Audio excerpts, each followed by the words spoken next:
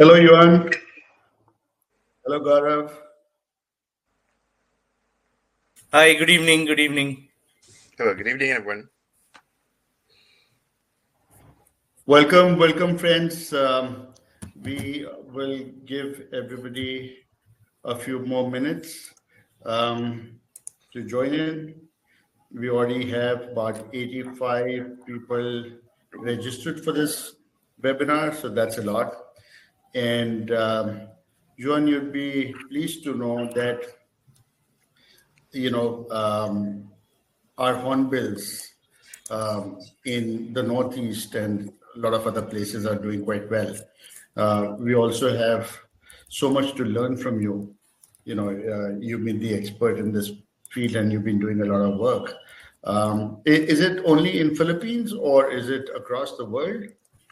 Well, I'm actually going to talk about part of what I did for my dissertation when I did in Oxford, which is on the origin and diversification of hornbills. It covers actually all hornbills of the world.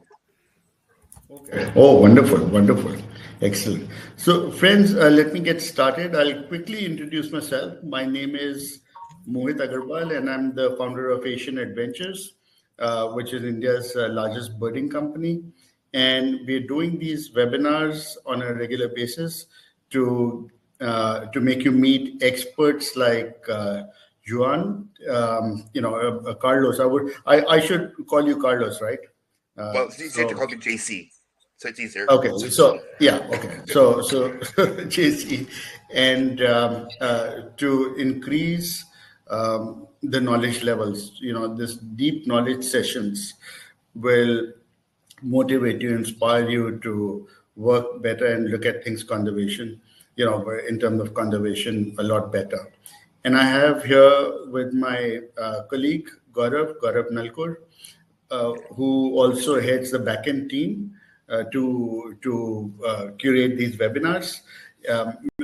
Quickly, if you can introduce yourself, Gaurav, and then we will give the screen to Sure. Thanks a lot. Good evening, everyone. Namaste. Thank you for joining us. My name is Gaurav Nalkur. I'm an avid birder, a very passionate wildlifer, and I'm a big believer in the fact that wildlife tourism can be a great tool for raising awareness, especially in conservation, especially when it's done right. And I'm qualified as a wildlife biologist, but I'm an aspiring ecotourism. I'm training to be an ecotourism specialist, and I'm very happy to be working with Mohit, for the last couple of years, and Asian Adventures, both of whom share this vision that I have that to use wildlife tourism as a conservation tool. Wonderful. Thank you. Gaurav, have you checked the presentation? Is it there? Yeah, it's there. It's uploaded. We were having a few technical issues earlier, but it's fine now. Fine now? Okay. Yeah. So over to you, JC. Okay. Go right ahead. Okay, thank you very much.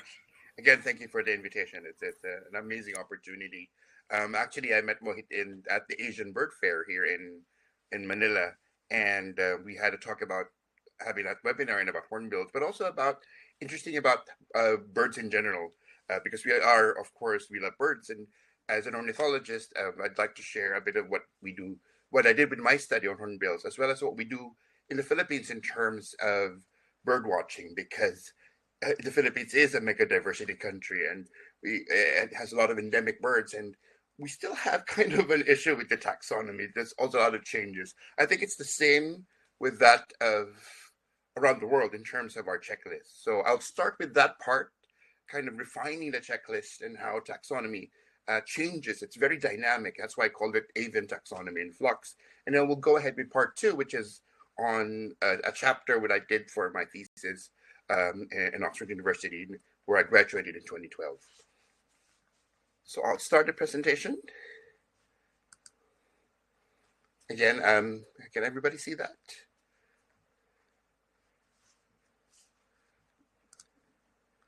Well, there you go. Now I'm on a small screen.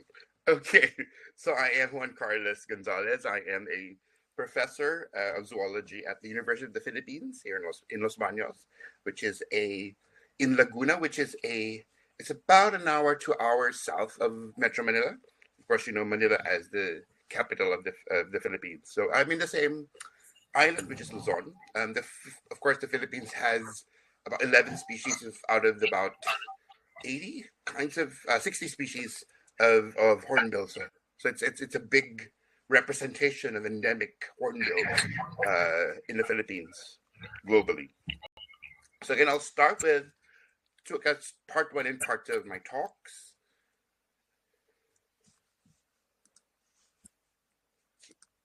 There you go. So part 1 will be about avian taxonomy and flux.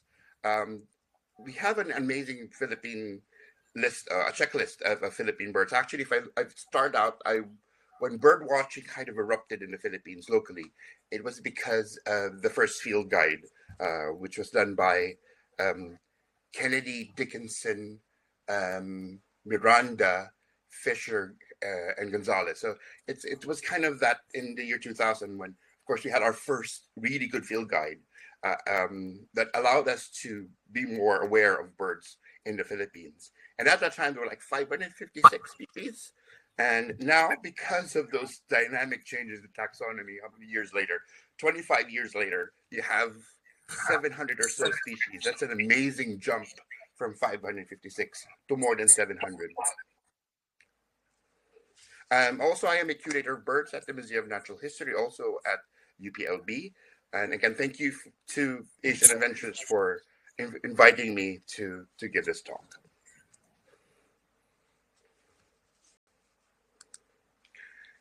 Okay, so my talk sort of is something I did previously in what we call a conference for the ASBP, or the Association of Systematic Biologists of the Philippines. So I did sort of a similar avian, so kind of like re-echoing this in part 1 and part 2 of that same talk and putting it together.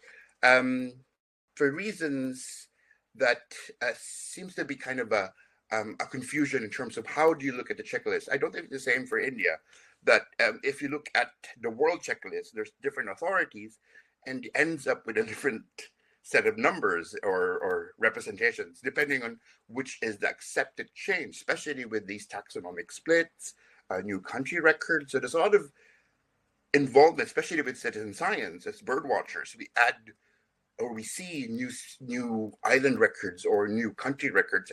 Sometimes not until it's published properly, it's not added to the checklist. So each one has its own kind of multiple sources, and not all the same seems to be in agreement. Even the total number of birds, for example, if you look at eBird, at the time I did that was with 2023.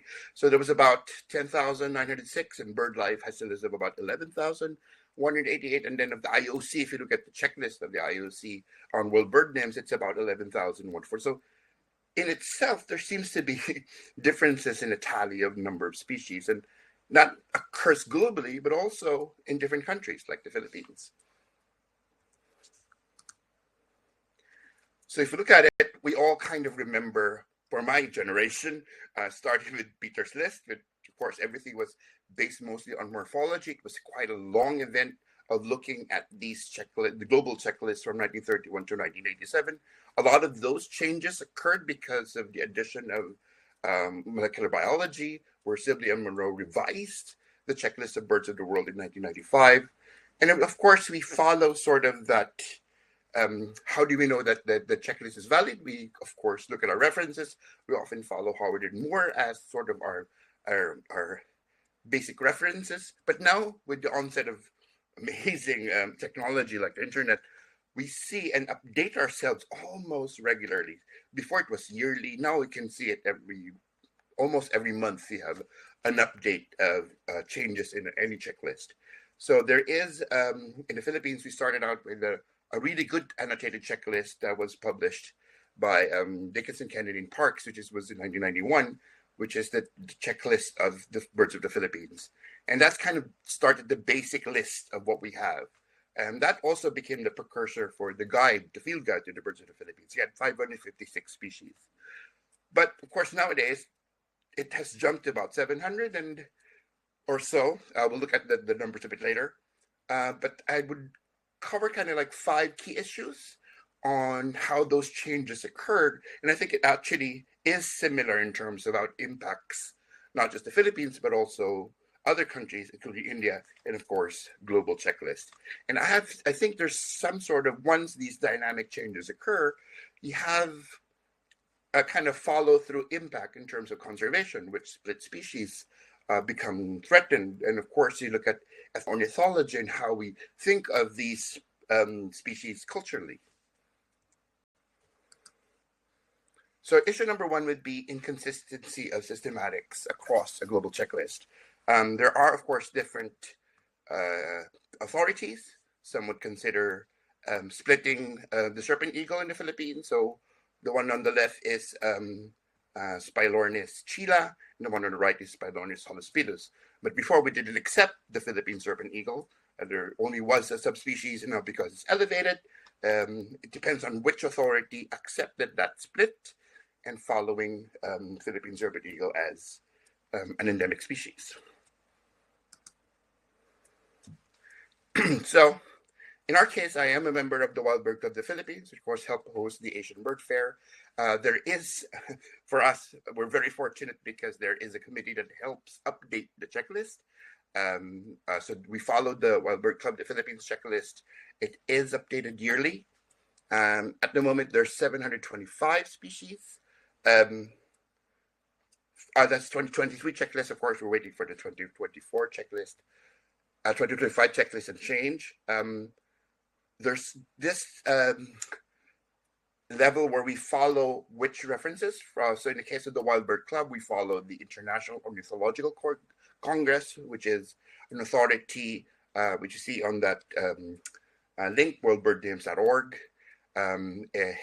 It's references, which is led by Frank Hill, and Donsker. So in this case, my checklist for this particular slide was in 2023. It's because it's the Wild Bird Club list follows that. It is then followed by the Philippine Red List Committee. So I am a member also of the Philippine Red List Committee through the Biodiversity Management Bureau of the Department of Environment and Natural Resources. And we kind of have also a national list that we follow. And because it's already existing, so we kind of follow through with the same list. There are, of course, other lists. If you go to Avibase, if you go to then click on Philippines, they'll say there's 754 species. Another list, of course, that we follow is eBird. For most of you who are bird watchers, you have an eBird list. eBird at the time, this was taken in 2023, had 679 species based on the Clemens list. So as you see there's already kind of a disparity, a difference with Avibase, eBird, and IOC in terms of which is listed in the Philippines. Of course, Clemens follows Birds of the World, which is a system under the Cornell Lab of Ornithology. And in my case, I'm kind of inclined, because being a bird watcher, I do have an eBird account, kind of inclined to follow this on a personal bias because I am from UP Los Baños, and UP Los Baños had a long collaboration with Cornell University in the past. So it's like, I think I have to use eBird and Clemens now rather than the IOC. But of course, that depends. You can actually thinking, why not? Would there be like a merger? Can't there be like something in between? Rather than making choices. Of course, it's in a way, because we have a new field guide in the Philippines, we were given that choice. So BirdLife at the time had about 594 species, and then came up with collaboration with Lynx Editions on the Handbook of Birds of the World, and came up in 2020 with our more revised bird guide, of course, authored by Desmond Allen on Birds of the Philippines. Again, this had an amazing list of species, increased beyond what BirdLife measured as 594. And because there is an association between BirdLife International and IUCN, so it kind of follows the same lists. Okay, so issue number 2, I took out the photo of a seabird there, but it's just the same space. There are ongoing systematic studies around the world, mostly by different families, different orders, or different groups of birds. Often includes Philippine taxa. In ourselves, we also have studies. In myself, I did Hornbill phylogeny and looked into systematics of hornbills of the world.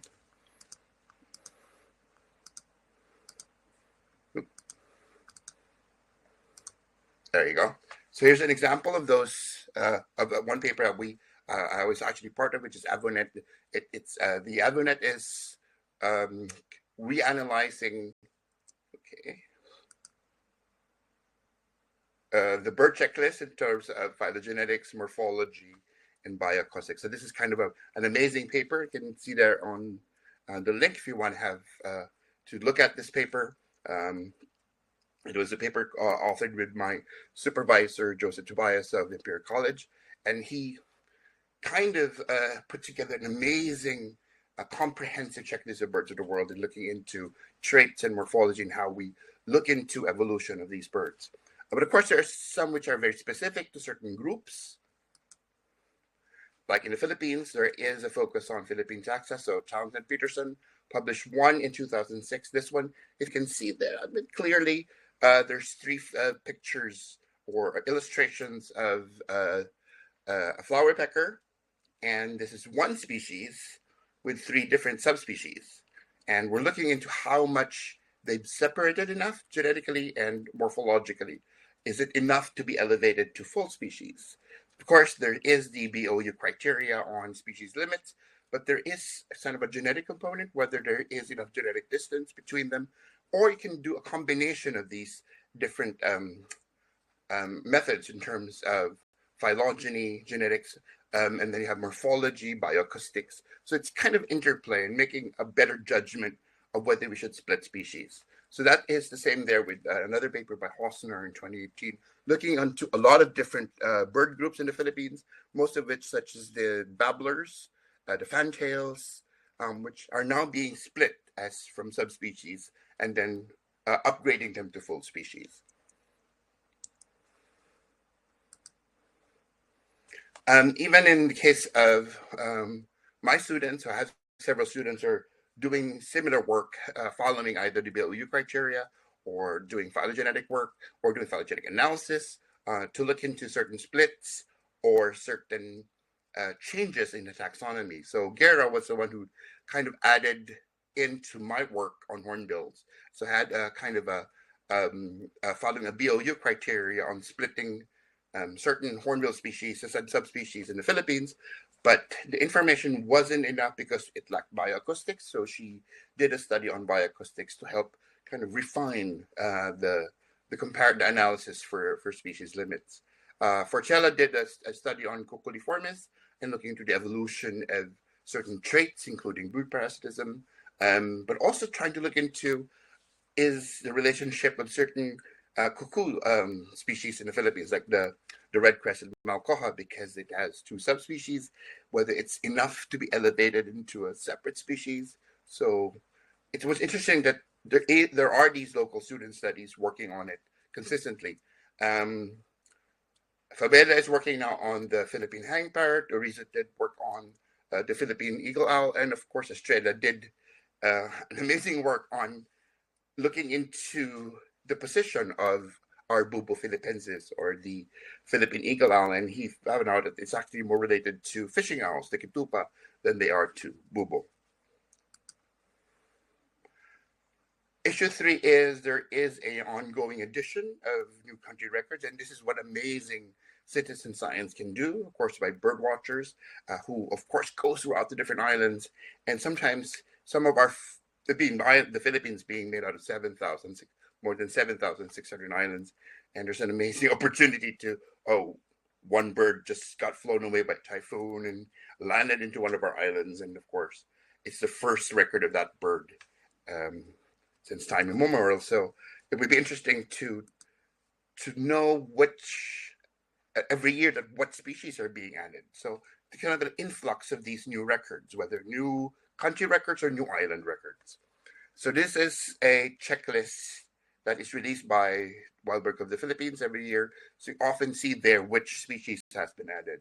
Of course, eventually some of those species will be formally published into, say, like Forktail or another journal where it kind of documents officially what species has been added to the Philippine checklist. And interesting, a lot of these are contributions from birders, as well as, of course, census records done by the government. And it's kind of like a national standard being followed now, whether you get a lot of these interesting new records. And even now, as we talk, there's these influx of, because the Philippines is in a kind of central East Asian flyway, and it is the migratory season. There's still kind of birds being flown into the country, and some of them may be new records. So yes, it is being compiled, and of course, every year you'll see those lists as part of the records committee.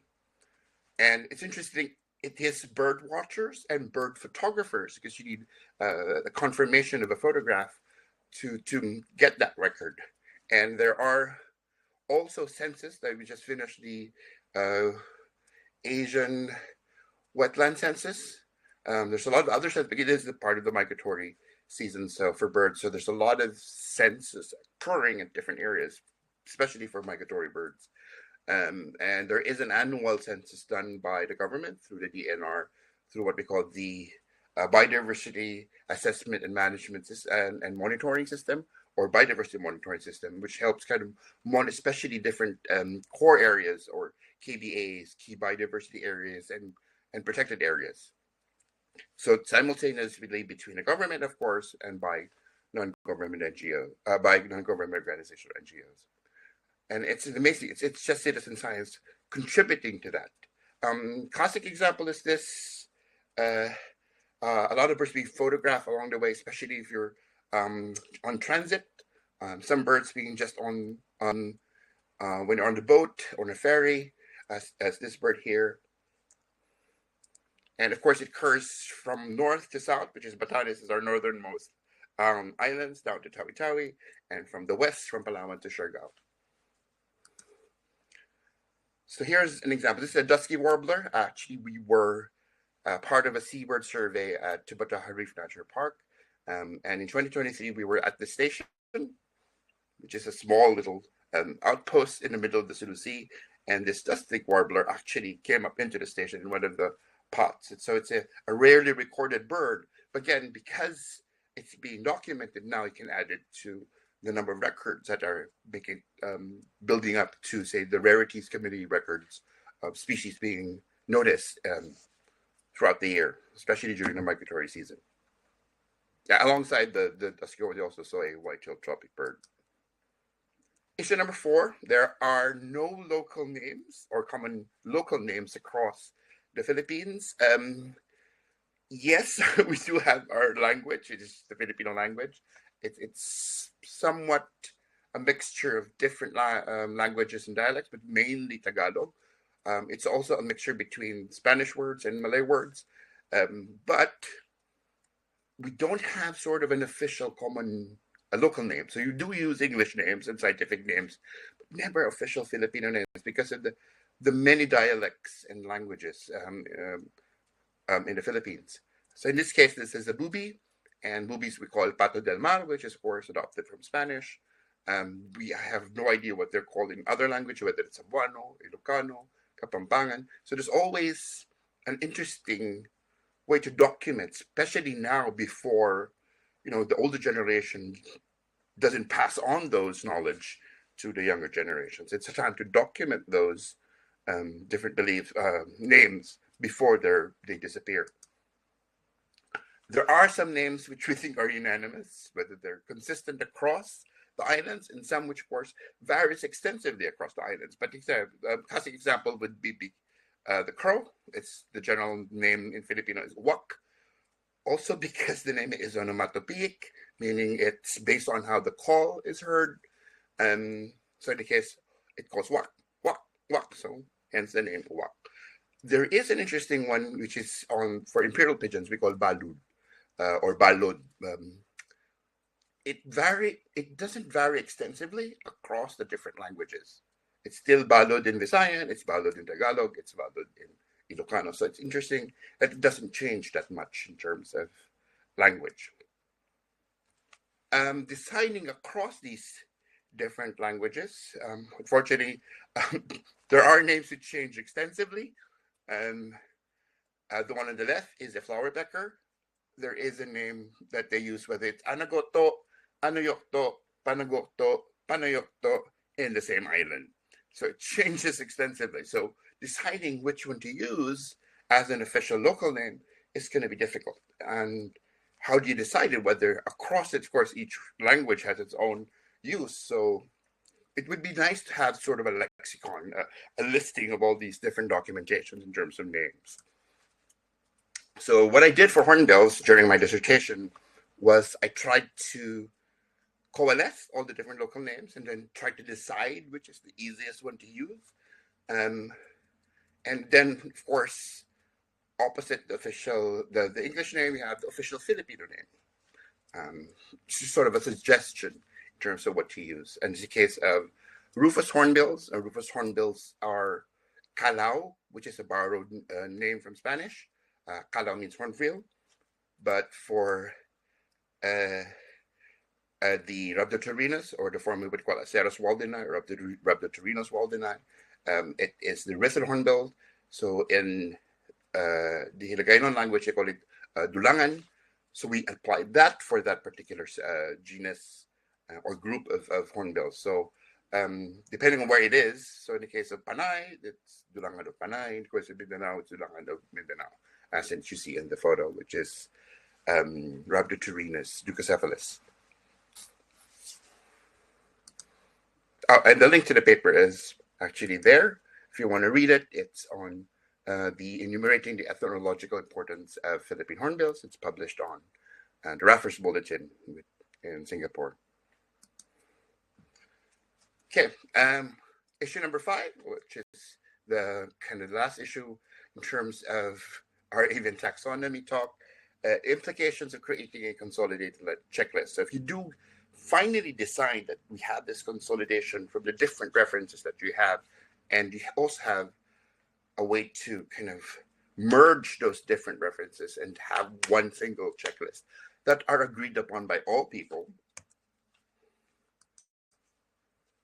then it does have these implications in taxonomy. How many species are endemic? Because you then accept all those different splits and upgrades to full species from subspecies, which of course tends to become endemic to the Philippines. There are several drongos which are widespread as a species, but once you accept the split, it becomes an endemic species, as this in the photograph, which is the Sulu drongo. There always is a need to standardize that nomenclature for both which species are monotypic and which are still polytypic or still have subspecies. So this would be kind of a continuity across the different checklists that we use, from eBird to IOC or Whitebird Club to HBW. And of course, finalizing those changes, there's a lot of these changes across families, orders, and genera, which sometimes affects the suffix of the name, and you don't get, of course, confused in terms of scientific names. Oh, last year I heard it was ends in an A, now it's ends in an U. So of course, there's always that change of the masculine and feminine suffix. Again, it depends on how we accept those changes, which is still quite dynamic. Because of those splits, you then have a reduced, reduced area of occupancy, which is followed by IUCN. And of course, splitting up the distribution creates sort of something that you need to review their status for each of those represented populations that you split. Hence, some species become threatened or near threatened. So again, it depends on the status. So there should be sort of a need to review again the conservation status once it is split, and that can be done by IUCN. If you look at in terms of a traded species through CITES. In the Philippines, we have the Philippine Red List Committee, and of course, it's been added into a checklist for the list of threatened species under the DNR administrative order.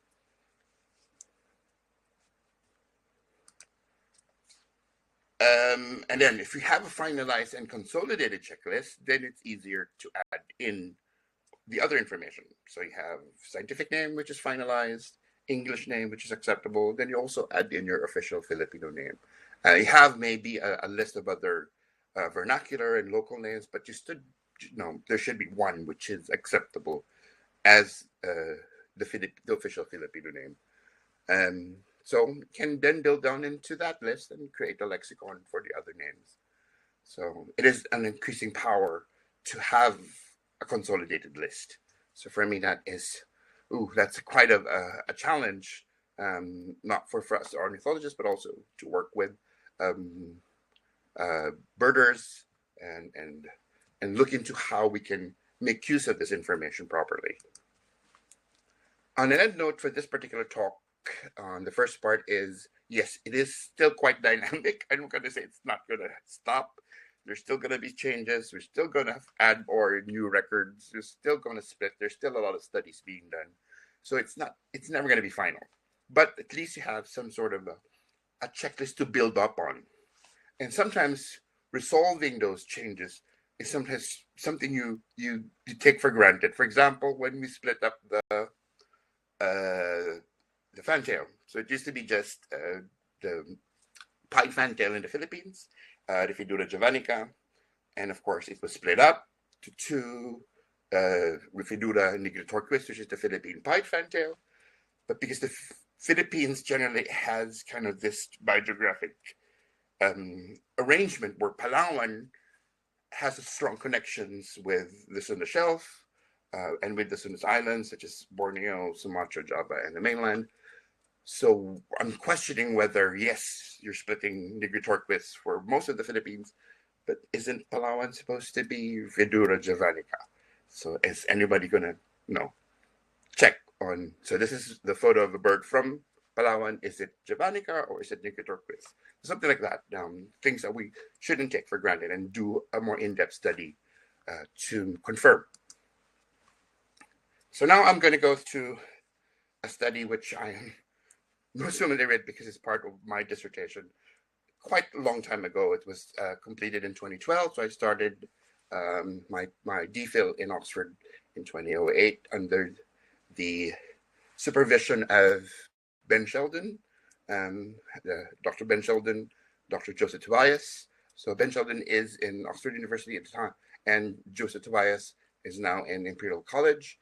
And of course, with the addition of my other supervisor, Nigel Collar from BirdLife International, also a professor in University of East Anglia.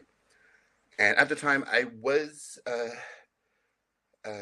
reading for a DPhil in zoology at the Edward Gray Institute of Field Ornithology and at St. Anne's College at the University of Oxford. So this is sort of a chapter that I did that kind of revised a bit to present into the Wallace Conference. So there was a Wallace Conference back in 2011, and sort of kind of changed my chapter to fit into that Wallace Conference, because it's quite interesting that hornbills, when they evolved in Africa and Asia, they also evolved towards Oceania.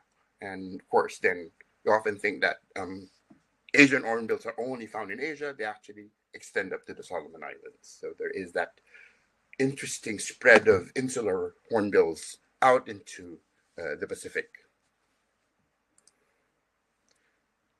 Okay, so looking into those, drawing the line first with what we think is Wallace's line. That was, of course, started by a study by Alfred Russel Wallace, hence the name Wallace line. At the time, he was able to look into the separation of what we think is Indomalaya and also Australasia, and that separated the Sunda Islands from that of the eastern part of Indonesia, what he hence called the Malay Archipelago at the time. So Sulawesi was on the east side, but of course he didn't go into the Philippines, so he had no idea whether it's on the east side or the left side, so he just created that blue line in the middle. Of course, that later on that was corrected by Huxley, and hence what we call the Huxley's correction of Wallace's line in red. So there is sort of that invisible barrier which defines different zoogeographic regions or biogeographic regions, and there are additional separations, as you see there with Weber's line and of course Leidecker's line. And as you see, there should be like a separation defining which is extremely more Australasian. And to me, hornbills being African and Asian, which we think is more Indo-Malayan, of course, extending just up to between South Asia or India toward Southeast Asia, where you have Borneo and Java, shouldn't extend further into the east, but they do. So we now know that they extend off to the Philippines with many species and also across Wallace's line with many other endemic species. And that would be interesting biogeographically because you could study it with other species that move across the line, whether left, east, or west. So here's just kind of our questions in terms of hornbills as a model system. So there are about half a number of African hornbills and half a number of Asian hornbills recognized. Of course, it depends on the taxonomy that you use.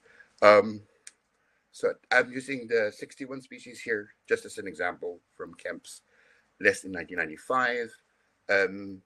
Of course, there are more changes, as you see there, based on the initial molecular phylogeny started by Vishikul and Punswan in 2008, which I then added on with my work in 2013. So kind of have these questions of how these insular Asian hornbills were able to cross into the east from Africa to the middle of Asia and out into Oceania. And of course, we need to look into the different populations that we recognize from these different islands. That's a way to trace the pathway. So we call these different populations as geoisolates. So with the initial list that I did as a representation of species, this was in 2013. So here is sort of that interesting shift of species. So most of what we know as hornbills are, of course, under Bucerotiformes and Bucerotidae as well as Bucorvidae, the ground hornbills. We have there the two ground hornbills on the top, Bucorvis leadbeaterii and Abyssinicus. And then you have the rest of Bucerotidae represented by the different Tokus, the Bikinistas from Africa, and of course the Asian hornbills, Buceros, Anorinus, Anthracoceros, Ricticeros, etc. And you can define them by all these different distributions.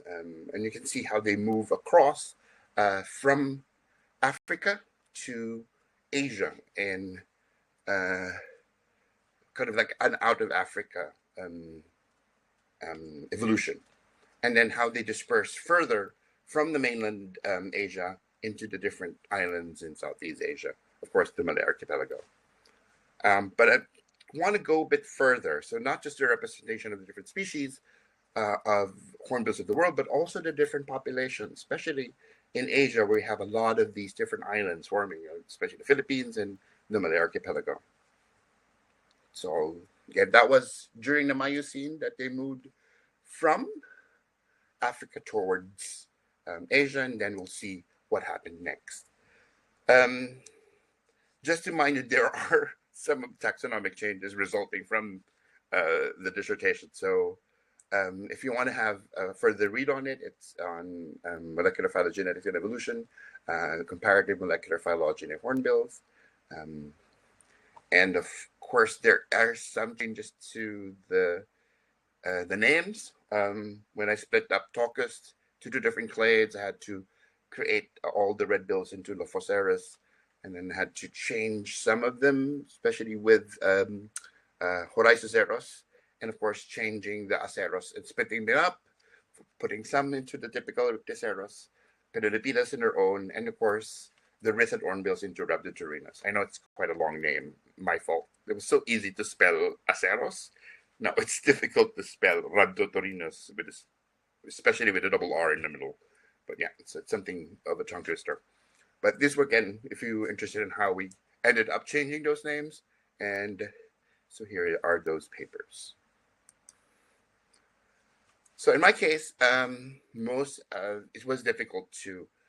There are existing sequences on GenBank at the time I started, but there's a lot of gaps. So I had to fill in the gaps, and catching all, of course, getting samples from all the different orders is quite difficult. You know how difficult they are to photograph in the wild, let alone get blood samples and DNA samples. So the easiest way was for me to find samples in a museum. So I made use of topaz samples from a lot of the different populations, especially the geoisolates. As you see here, a sample from Mysol Island, one of the islands on the east of Sulawesi, south of the Halmahera's, and it was collected by Wallace himself.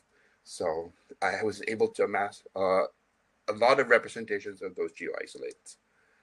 Okay, these are the sample sources. Also, I'd like to thank the people involved in the lab facilities, the funding sources, and these all, of course, the Ford Foundation, which is my scholarship, and the GGI, St. Anne's, Oxford, Chester Zoo, the BOU, which of course helped in funding my thesis, my dissertation on the origin and diversification of hornbills, which you can of course read through the British Library, through the Aura or the Oxford University Research Archive, and it's available online. Also have to thank UPLB for letting me go on study leave and finish that PhD at DPhil. So here is that comprehensive phylogeny of representation of hornbills of the world, and it's quite a feat to create that entire phylogeny. I'm not going to bore you with the details of it, but here is just a quick representation of all those different hornbills, how they're related. I will get back to that in the details of it. This is the same phylogeny, but compressed to show you the calibration. So this is a calibrated version where you have a time tree. So you have now not just the relationship or the topology, but also the timeline when these different clades split up. So you can actually see where hornbills originated. From there, moving, the Asian clade evolved during the Oligocene. Again, hornbills started way back here with from Africa to Asia in the Oligocene, and further diversification in the mid-Miocene and the Pliocene. And you can see that at the time, based on these paleo maps, it wasn't easy for hornbills to move because the topography was so different at the time. Even the Philippines is not clearly there. So it was kind of, as the geology changes, they were able to colonize certain areas and then, of course, become isolated. And, of course, you have endemism species become more endemic on these different islands in the archipelagos. So I'll start off with the African hornbill. So here's a representation of all the species that were already sequenced, plus the ones I've added on in terms of gaps. You can see there is a distinct group between West African and East and Southern African populations. You can see that quite interesting clade, which is in blue, going into Southeast Asia, particularly in the Sunda Shelf, which is represented by Benedicornis comatus. So it is, yes, the white-crowned hornbill from Southeast Asia is related, and of course basal to all the African frugivores.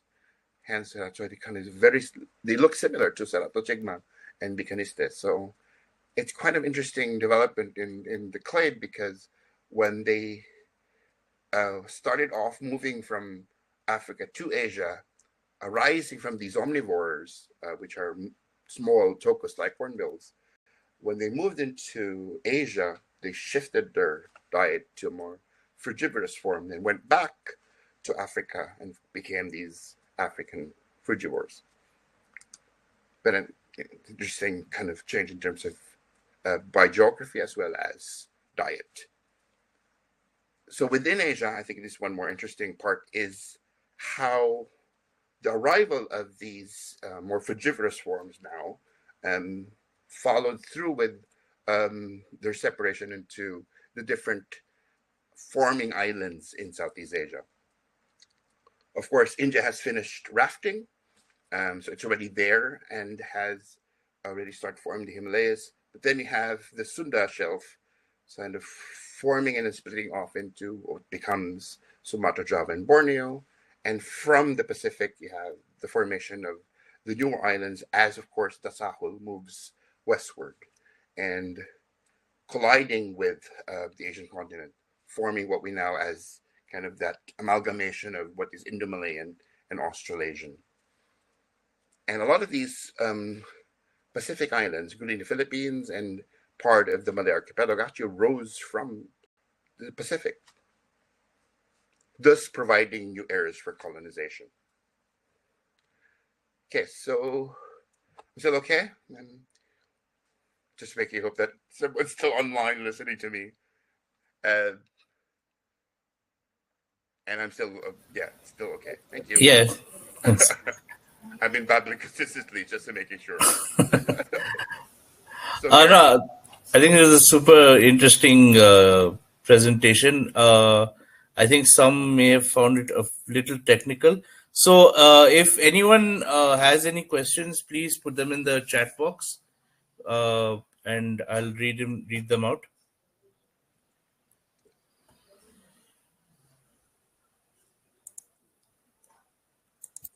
But I think JC can continue his presentation to the end. I'm almost finished. Oh, okay. Sorry. Okay. I thought you were finished. Sorry, my bad. Okay, thank you. Just checking that people are still listening to me. So yeah, sorry about that. So just showing how, as you see, most of the Buceras already evolved around South Asia, both India and in Indochina. And you have all these different clades forming, including the Anthococeros, the pied hornbill group, moving into the rest of Southeast Asia. I mean, I'm going to show you a bit some of them as they move, because this is more about towards the Philippines and the formation of the Malay archipelago. So you can see a lot of these kind of, just the gist of it is quite recent. So 20 million years ago, 8 million, again, it has the islands were being formed, they're colonizing. And again, because those isolations, they become endemic species. So that's sort of the gist of it. So here is how we look at it. So about from the colonization into the islands, you have from the mainland about 20-25 million years ago. See how it moves towards the east at about 9 million years. In the Philippines, you had about 10-15 million years ago. And you can see how those different lines, from that red line, the Isthmus of Kra, Huxley's line, which is in blue, Wallace's line, which is kind of red-orange, and then Weber's line, which is in violet. And you can see which species, well, genera, was able to cross and colonize those islands. So most of the Anthracoceras, Buceros, Aceras, Ricticeras, Anarenas still stayed behind towards on the Southern Shelf. Those were able to cross into Huxley's line and Wallace's line are quite different. So you have in the Philippines, Anthracoceras, Buceros, Penelopides, and then you have in Wallace's line, you have Aceras and Ricticeras. Beyond that, defying Wallace, as we call it, is Ricticeros. And again, crossing beyond into New Guinea and out into the Solomon Islands. Sort of that is kind of what's interesting about these hornbills. And you can actually see it. Here's a depiction by Robert Hall, who did a lot of paleo maps. And you can see how the islands were still forming. So hence, the hornbills are following the formation of the islands from the middle Miocene up to the late Miocene, and then just more recent, the islands are being formed. And I think one interesting part here is because the Ricticeras, this group is quite, they're able to move around in these different islands. You can see Plicatus going eastward into New Guinea. One, it becomes the Sumba hornbill, which is Everetai. One moves down into the Sunda, into Java and Sumatra as Ungulatus, and returns to the mainland as Saphrophicolis. But also within that clade, quite interestingly, is the Narcodam. So Ricticeros narcodam is within the clade of the Ricticeros. And originally from these small islands, moving up across those small islands on the Sunda Shelf, up back into the Andamans. Interestingly, so it is related with these different Ricticeros. And in the Philippines, a bit more. So we have entry point of buceros into what we think is the central Philippines. But more recently, anthracoceros arrived into Palawan as well as in Sulu. So you have the Sulu Hornbill and the Palawan Hornbill. And it's amazing because all these different islands also have these different isolated groups. Hence, we have 5 species of Pedipedis or the Pterichtic hornbills. And now we're even splitting the Rufous hornbills into 3.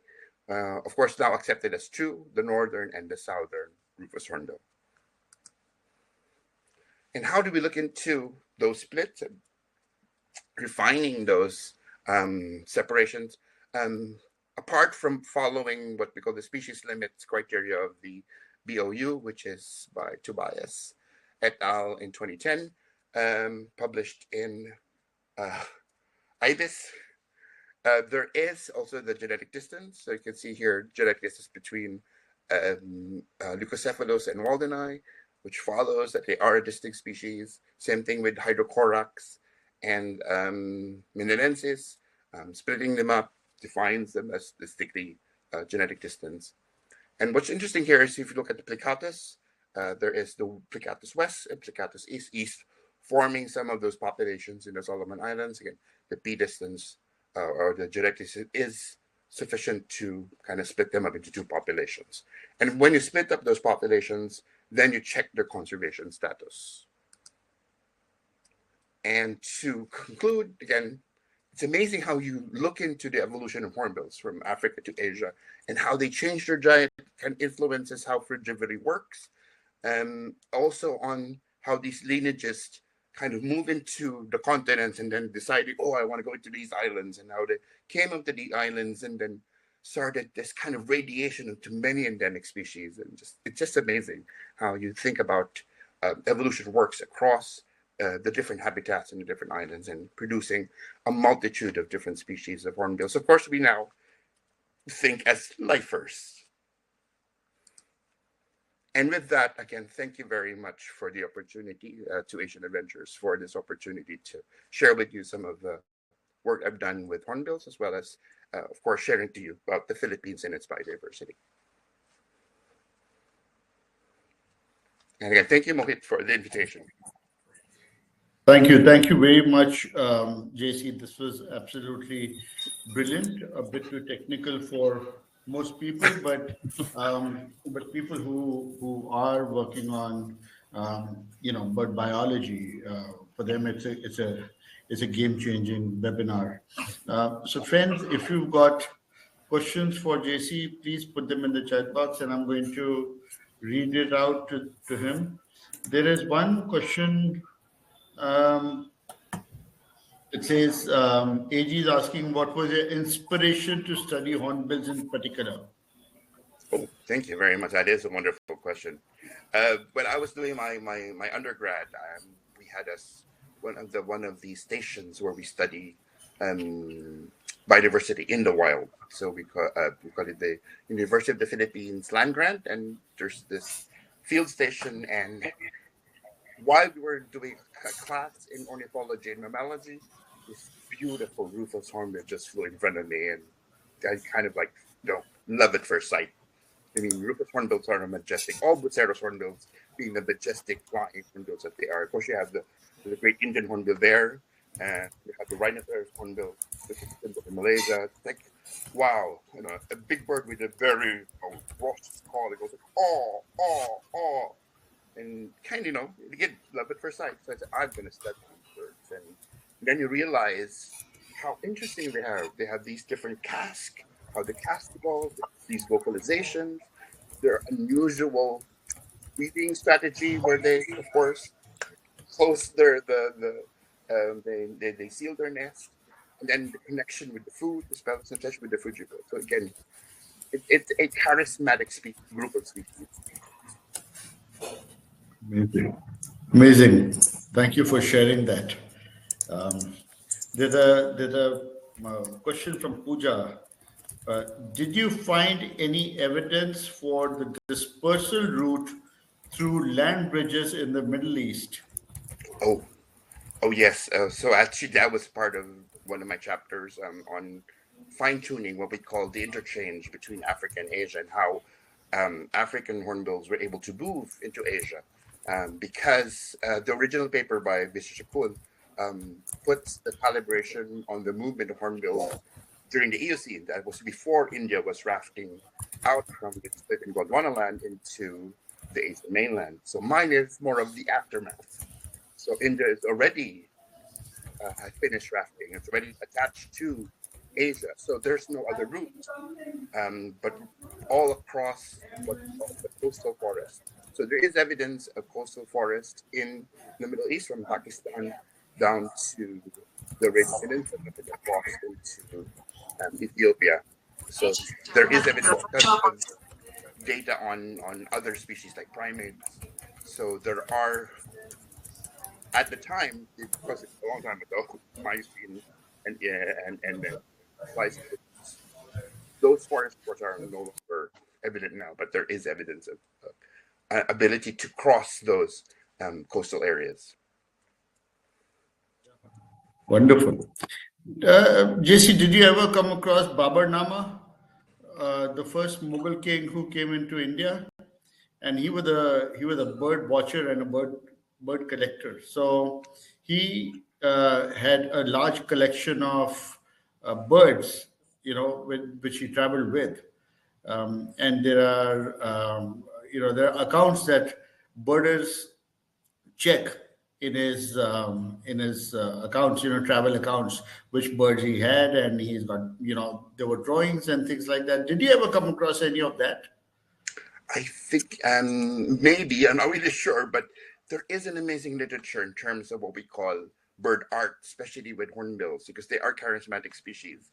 And what's amazing is there is a merger between anthropology and sort of anthropology, literature, and linguistics, which we now call ethno-ornithology, and how we especially for us in Asia, there's a high diversity of birds and a high diversity of cultures, and each one is a representation, and you sometimes have these connections between them, and it's a bit sad that there's a lot of modern things happening, but we're not documenting it properly. Even just local names, we have different dialects, and are they being documented enough for the future that we know that these names existed? So art as well as specimens that are curated should be considered part of our natural heritage and our cultural heritage. Wonderful. There is one question which says, have you identified any significant morphological or ecological adaptations in different hornbill lineages? Oh, wow, that's a really big question. Yes and no. I mean, a lot of people, it's amazing now, there's a lot of people studying hornbills. Of course, Alan Kemp being our father of hornbill studies, and of course, there's Pillai Punswan, the mother of hornbills. Of course, it's quite interesting because Thailand actually, where Pillai Punswan is from, has announced that February 13 is Love Hornbill Day. So we'll be celebrating Love Hornbill Day soon next week. So yes, okay. There are wonderful. So there are a lot of studies, including the ones being spearheaded by the Thai Research Foundation. So they kind of help spearhead a collaboration across different areas, and we have formed what we call now the IUCN Specialist Group, and of course represented by India, South Africa, Thailand. In the Philippines, I am a member of that group. So there's a lot of these different researchers across the globe, even beyond Asia and Africa, where hornbills are, and together they kind of come together and share the ideas that they kind of do on the different areas. And we have this every 6 years, the International Hornbill Conference, and that is where you find all the current research on hornbills around the world. So hopefully, yes, people would then have those different adaptations. In my case, I did work on looking into trait evolution. If you want to read a part of my work where I use the phylogeny to look into how social strategies evolved in hornbills, especially the breeding strategies.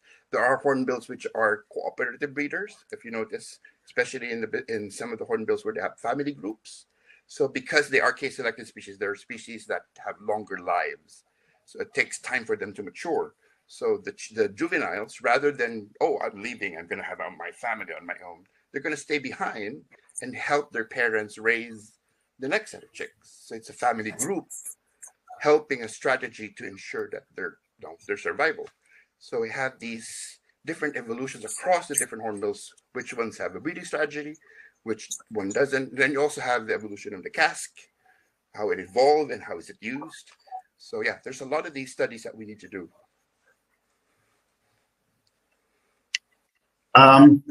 Then can we take one or two more questions if you have time? I know it's your dinner time.